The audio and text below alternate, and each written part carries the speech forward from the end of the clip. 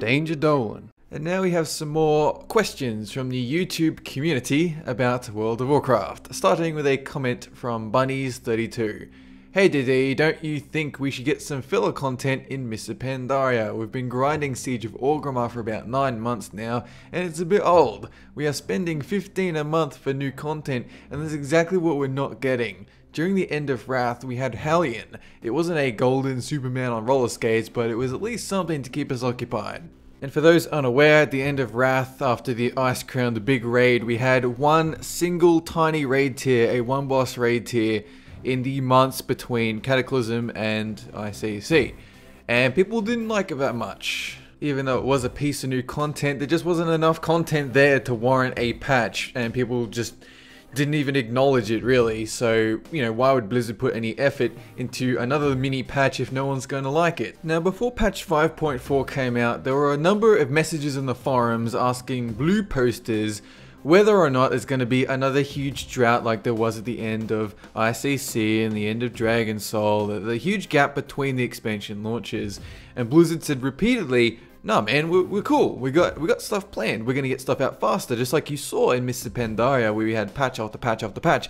We're gonna get this expansion out so fast, and you can have a patch in between that it's all gonna be good, man." And then that didn't come true. It was false. It was baloney. And now we're in another drought period, the longest one.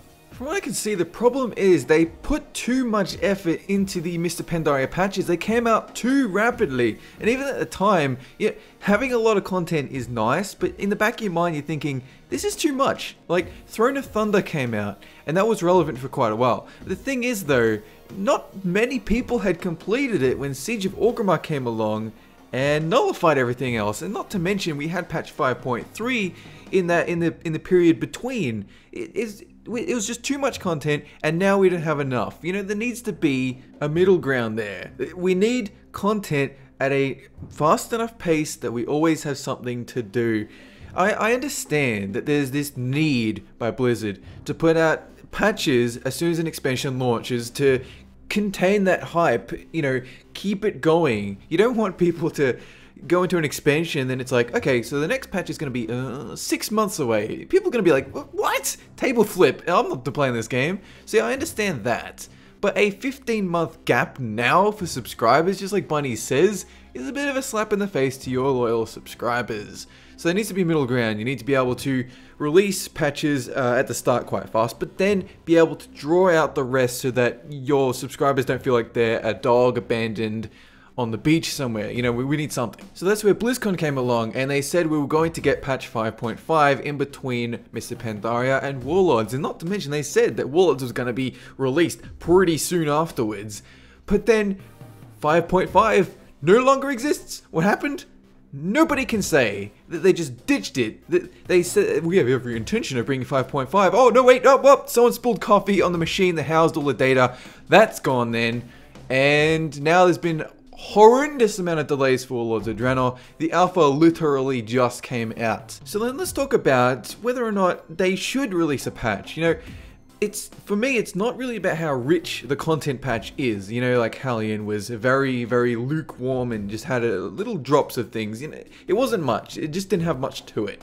But it's more about the media interest that patch generates, more so than satisfying your fans beyond belief. You know, it's about getting people to play again, right? If I've got friends who are not playing because there's no content in WoW, but then they see a patch coming out, no matter how small, maybe a really small raid tier, they're gonna think about playing again. That's what's important. It's not about them coming back and being like, whoa, this is amazing, there's patches everywhere, quests and raids and stuff. Like, that doesn't matter. It's about getting people back, at least letting them glance at WoW for a second instead of not even acknowledging its existence anymore. So you have no friends playing WoW, and that makes for a dead MMO. Single player games is not a big deal, but in an MMO it's a big deal. So something like the Hellion patch would personally bring me back, you know, if only just to check it out and see what my old guild's up to. You know, that's the point of this. It's a big company. They have endless piles of money generated from a long history of this game. It's going on like 10 years now. with a lot of income coming in. They've got multiple game projects with smaller teams making things like Hearthstone and Heroes of the Storm, and they can't hire a filler content team for this humongous gap. They have to put everything into Warlords of Draenor. Like, I see a huge problem there. So Bunnies32 asked if I think they should have more filler content for now, the end of Mr. Pandaria. What my response would be is no at this stage, purely because they obviously don't have anything planned. Otherwise, A, they would have said something, and B, they would have released it by now, and C, this wouldn't even be a question for me to answer. But what I want them to do is get their heads together and knuckle down on preparing a plan for the next expansion. I want them to make sure we're not going to have another drought. You know, prepare content patches, prepare filler ones, get a team ready, do something so we don't have to do this again. That would be lovely. And now our next question from Diablo KP. Hey DD, my question is about Queen Azshara and the Naga. We know that Neptulon was captured by Ozumat at the end of Throne of Tides, and it's theorized that they now control the waters like the trolls did thousands of years ago with the Trident of Neptulon. But what do you think they'd really do with this powerful artifact? Would Blizzard make Azshara drown the whole of Azeroth underwater? Blizzard please don't. Or something a bit more insidious? What are your thoughts? Thanks for making blah blah blah. So yes, it is confirmed that I still believe in the dark below. And Ozumat, the little squiddy thing that captured Neptulon, is the fiend of the dark below.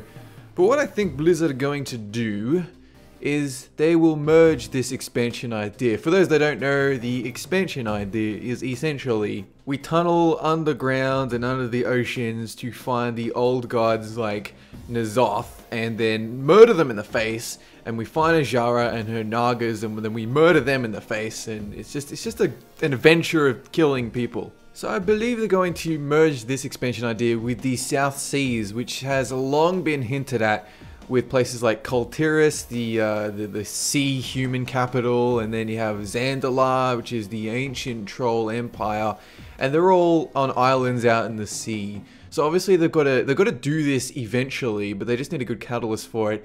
In the original expansion outlines before they decided to go with Cataclysm and the revamping of Azeroth because they needed to do it, South Seas was originally going to be around that period. But it never really worked out because what I think happened is they did that underwater zone Vashjir and no one really liked it that much, and the mere thought of developing an underwater expansion likely gives them a bit of the old brown trousers. So obviously they're gonna have to come up with some other solution.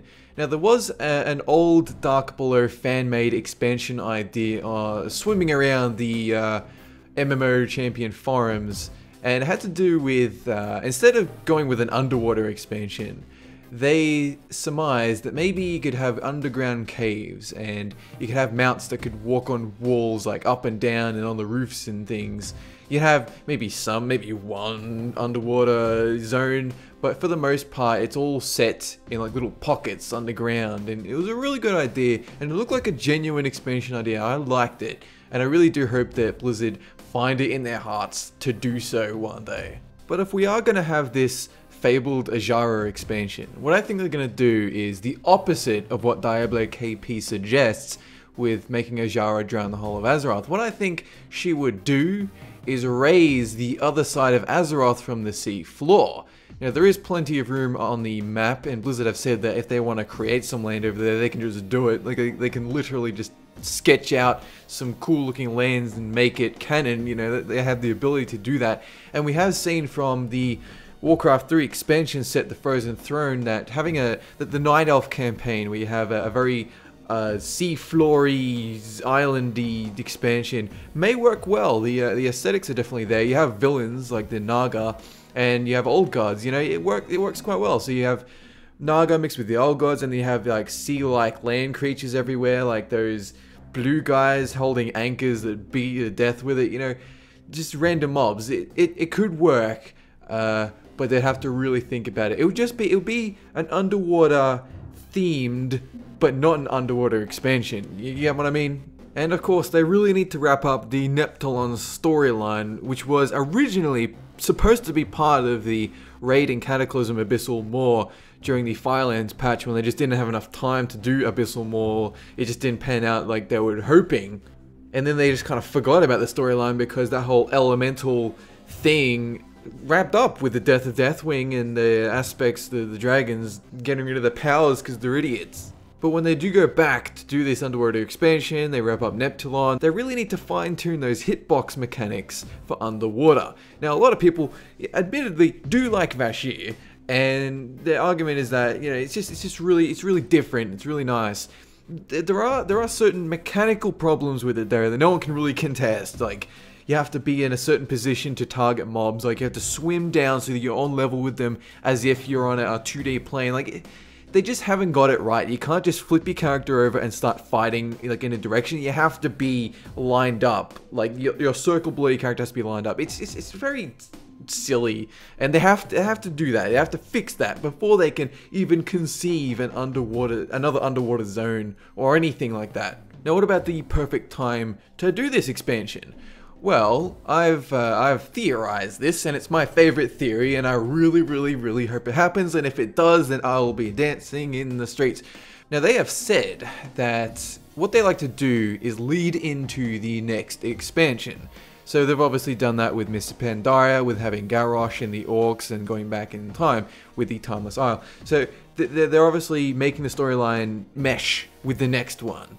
So my theory is that Azshara, while we are off in Draenor fighting orcs, that she will be back there attacking major cities and stuff, and using water guns everywhere, hitting people in the face with water jets, and we're not gonna like that. We're gonna be like, we didn't ask for this shower.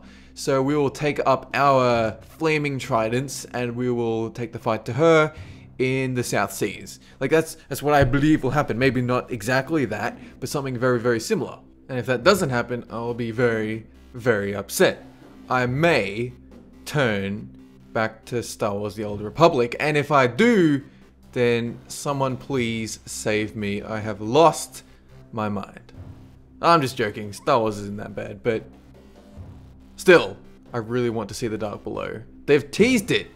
Well, actually, they didn't tease it. Someone else teased it, but some random poster teased it. But they acknowledged it. They said the Dark Below does not exist, and therefore they've acknowledged it, and they need to make it happen. They've been teasing the South Seas since fucking vanilla WoW. I want it in the game. I want to fight Azshara, and I want to be an ogre and a Naga. Ogres and Nagas. That's the new races confirmed. You heard it here first. Yeah.